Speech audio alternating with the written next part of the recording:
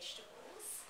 But yeah, what we do to our food, not just what's in the food, but what we do to our food is very important as well. Like we saw with the whole grains and the refined grains, what we do to it changes what it is. So you're right, if you cook at really, really high temperatures with olive oil, then it's not so good for you after all. Okay? Alright, so what's this? Vegetables and fruits. And a rainbow. Now, vegetables and fruits do everything. They're your energy foods, your fixing foods, your growing foods. They're your superhero foods. So half of everything that you eat in the day should be fruit and vegetables. And they say that you should eat at least 2 pieces of fresh fruit every day and 5 servings of vegetables. And that's like 2 big handfuls of vegetables every single day to stay healthy. And that's for kids. Grown-ups need to eat more like 3 to 4 big handfuls of vegetables every day. Now, we've got a problem. Not many people eat that many vegetables.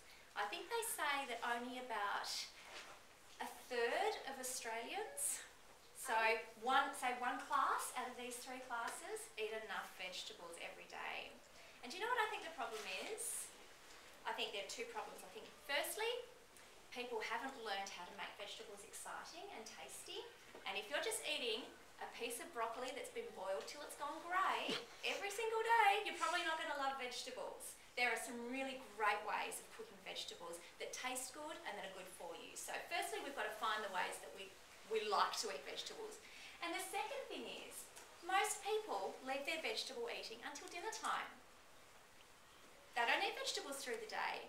And if you get to dinner time and you haven't had a single vegetable all day, and all of a sudden you've got to eat 2 enormous big handfuls of vegetables, there's not going to be room for everything else that's on your plate. There's not going to be room for the meat that you also need to eat, and the grains that you also need to eat, and the dairy foods that you also need to eat.